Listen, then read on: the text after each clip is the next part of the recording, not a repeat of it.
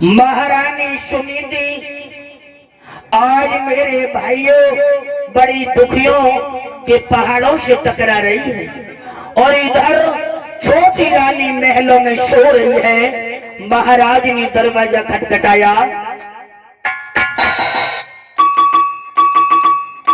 और जैसे घंटी जब बजाई है लेकिन घंटी की कोई आवाज नहीं सुनी और मेरे भैया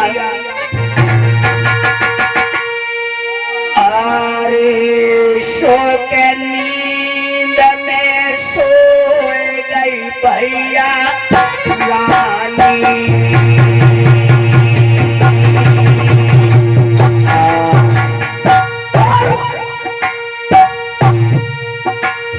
अरे सो के नींद में सो गई भैया रानी।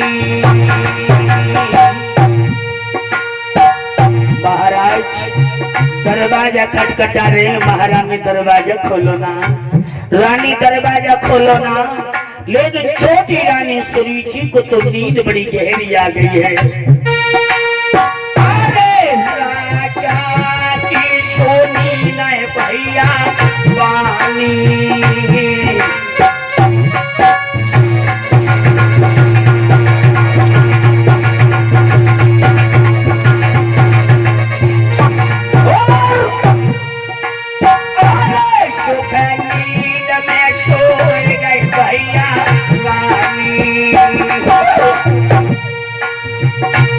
राजा की सोनी न पंचवानी।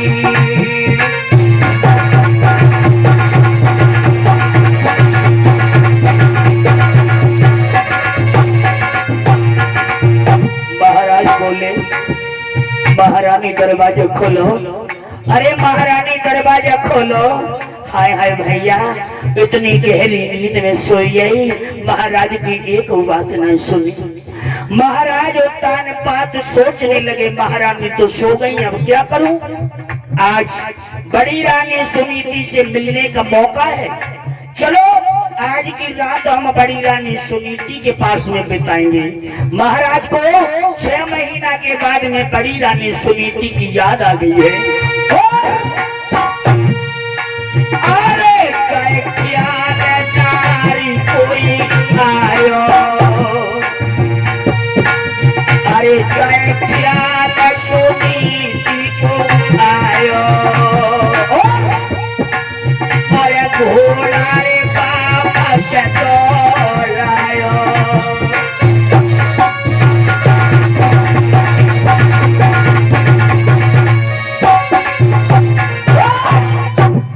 महाराज उत्तान पाव को आज बड़ी रानी की याद आ गई। चलो आज बड़ा अच्छा मौका मिला है। छोटी रानी महलों में सो रही है। आज की रात बड़ी रानी के पास में बिता दी।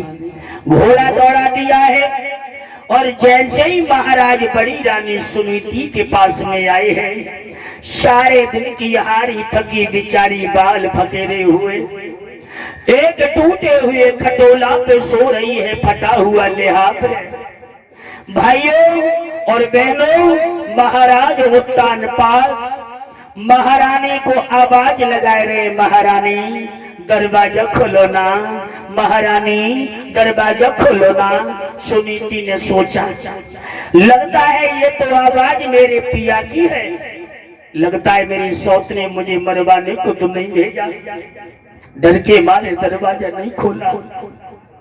भाइयों महाराज उत्तान पात बोले महारानी दरवाजा खोलो। छोटी रानी अगर जग गई तो मामला गड़बड़ हो जाएगा। इतनी बात जब सुनी है तो आज सुनीति समझ गई है कि इसका मतलब ये है मेरे पिया मेरी छोटी बहन से छुप करके आज मुझसे मिलने आए हैं। भाइयों बहनों सुखदेव जी समझाने लगे परीक्षित लाल। इस प्रकार से महारानी ने दरवाजा खोल दिया है और अपने पिया की आज सूरत को देख करके गले से लगा लिया है और आज अपने पिया का चुम्मा लेने लगी। हे पंथ साजन एक बात बताओ, इतने दिन के बाद तुम्हें मेरी याद आई है। अब तक तुम मेरी याद बिल्कुल भूल गए।